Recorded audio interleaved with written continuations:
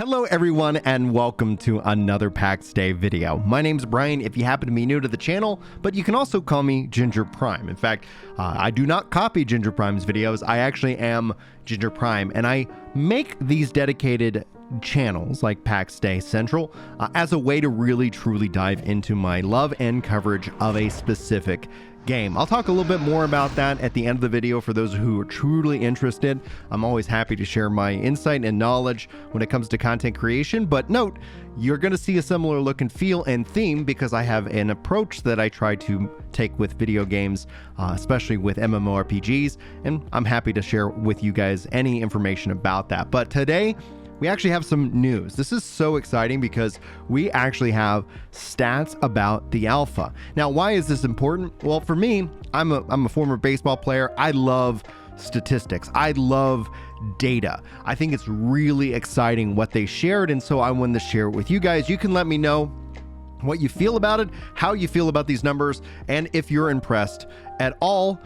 You can always sound off in the comments. I always look forward to hearing your thoughts. But without further ado, let's go ahead and dive into the numbers. Let's talk about it. Let's break it down, and let's hopefully get excited about the future of this game. Be sure to like and subscribe if you haven't already, if you enjoy Pax Dei content, and if you enjoy my approach to content creation. Outside of that, we have over 12,000 invitations that were sent out. Now, when it comes to this, they're saying invitations. I don't know if that necessarily directly relates to players, but we're going to use this kind of as a starting base to our calculations here.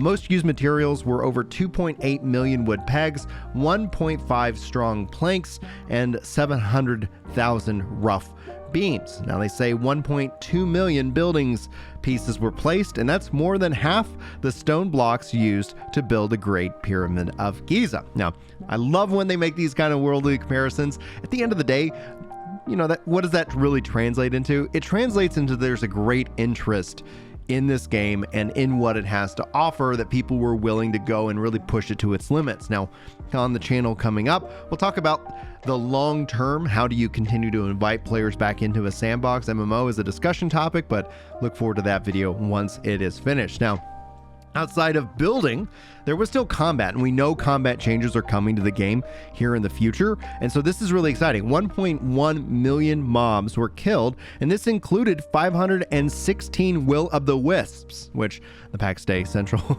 not Central, that's me, the Pax Dei official Twitter tweets out that they were the true endgame boss of the alpha. This constitutes also to 8,336 rabbits were slain, and the top 300s killed over 110, 81, and 70 different rabbits respectively. I think this is really interesting because I found a beautiful field of rabbits, so I did contribute. I don't know if I'm first, second, or third, but it was a lot of fun walking around and killing those rabbits in the game, in the alpha. So I'm really impressed by those numbers, but they get even more interesting. When it comes down to it, how do people die? 17,767 deaths by falling. Deaths by drowning, 1,151. And I said as soon as there was a stamina system, that I was like, yep, I'm swimming and it's draining. People are going to drown. 400,000 items were consumed, and 2.4 million clay was foraged. Really freaking cool.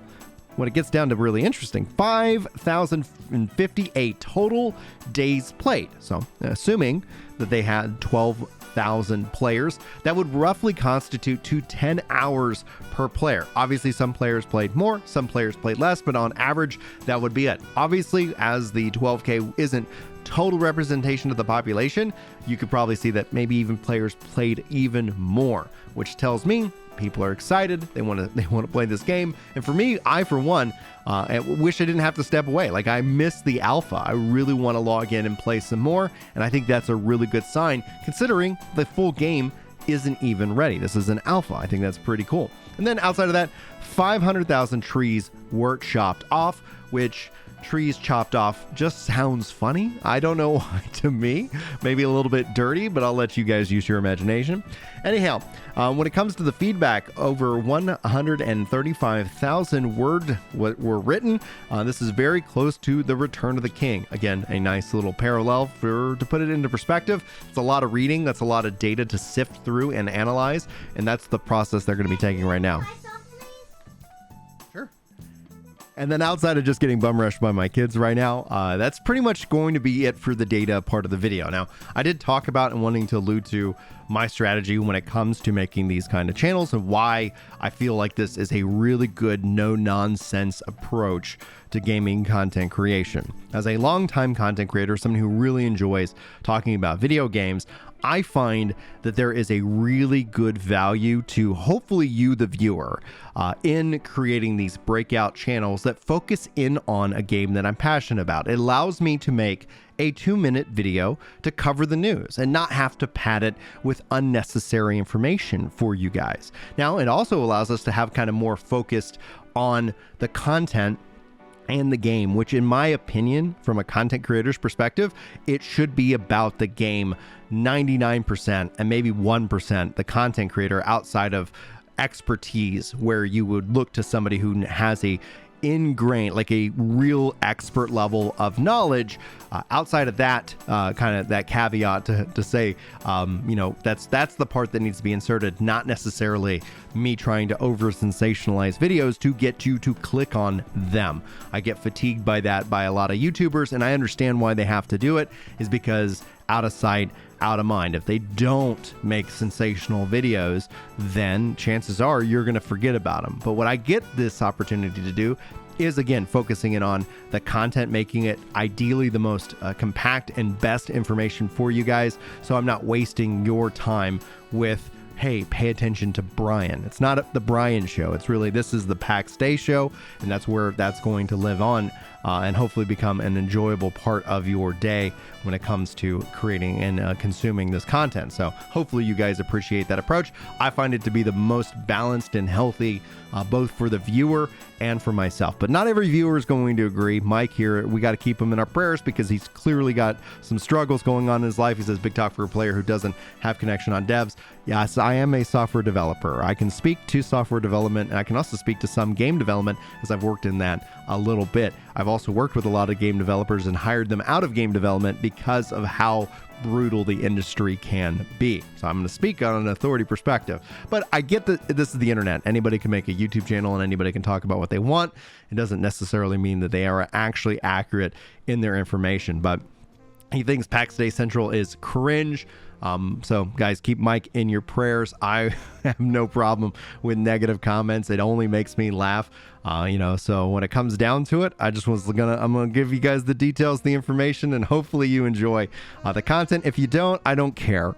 You know, like if you don't like my approach or me or the content that I make, well, go enjoy your life. Go find somebody else to watch because there's plenty of other. But if you do make fun or if you do complain about free content made online, I'm gonna mock you, and that's perhaps the stand-up comedian in me. And I'm just trying to get more comfortable with doing that in an online space because everybody kind of, you know, like when it comes down to it, you're not seeing my face right now. I'm not replying to a comment, but I'm gonna let you guys know.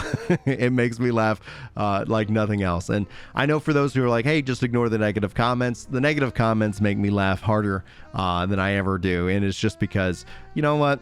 Again, people are out there suffering. They're having their struggles. And yeah, and there's going to be a part of that where, like, okay, you want to say something mean to me, I might say something incredibly mean to you back, or I might just pray for you. I don't know. It really just depends on the mood that I'm in at the time that I'm in it. Anyway, guys, thanks so much for joining me for today's video. Hopefully you enjoyed, and hopefully I will see you in the next one. But until then, take care.